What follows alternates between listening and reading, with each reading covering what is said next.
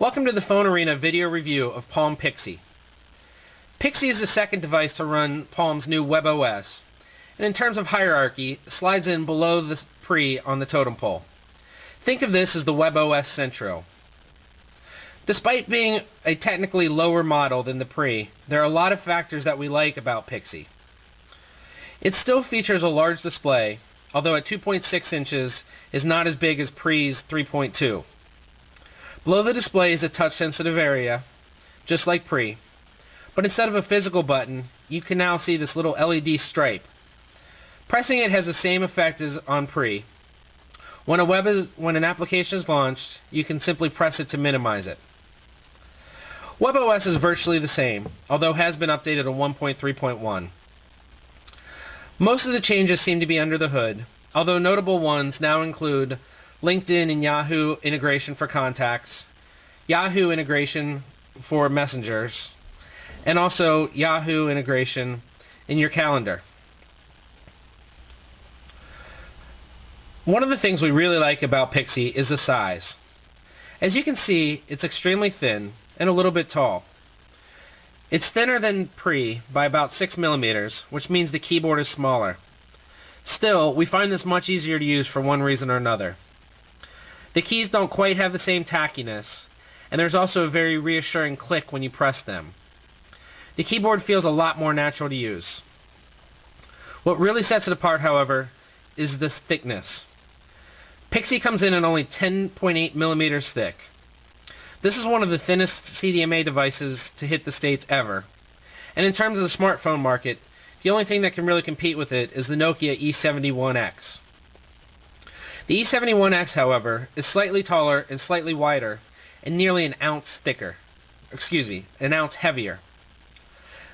The Pixi is incredibly small and light, and you really can't get a feel for it until you actually have it in your hand. After having the device for a day, we're still amazed at what this feels like. The back of the phone is very simplistic. You have a 2-megapixel camera with LED flash. Unfortunately, the 2-megapixel camera had extremely poor performance.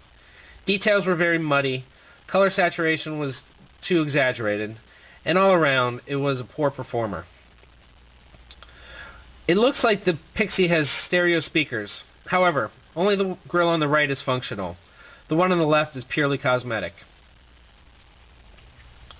At the top of the device, you'll find a 3.5 millimeter jack, as well as the power button. The buttons on the side offer a volume rocker, and you also have the vibrate switch. Lastly, you have a micro USB charging port, which, as you'll see, is kind of a pain in the butt to get open. It does not stay open on its own, and often we had to use two hands. Once we let it go, it quickly snaps back into place. As a lower model, the Pixi does lose some features, most notably Wi-Fi, and as we mentioned, the smaller screen. For the most part, this smaller screen didn't really bother us. However, it is definitely noticeable when browsing the web. WebOS 1.3.1 feels a little bit quicker, although Pixi does have a different processor, so we can't tell how much of that is the difference and how much of it is a placebo effect. We expect Pre to get the same update when Pixi becomes available next week. Like we said, the WebOS experience is almost exactly the same. Novice users, in fact, won't notice any differences. Pixi comes with 8 gigabytes of internal storage, and, just like Pre, offers no additional expansion. It will be plenty for most users, but when compared to phones like the iPhone or the HTC Hero, which offers expandable memory, some users will find it a bit short. In the end, we really like Pixi. The device, first and foremost, feels fantastic. It's so small, so light, so thin, it'll drop into any pocket effortlessly. All the great features of WebOS that we found on the Pre are available with Pixi. Yes, it does lose Wi-Fi, and it does have a smaller screen, but the better keyboard and better size almost make up for it. With a $99 price point, we think many users will be choosing Pixi over Pre.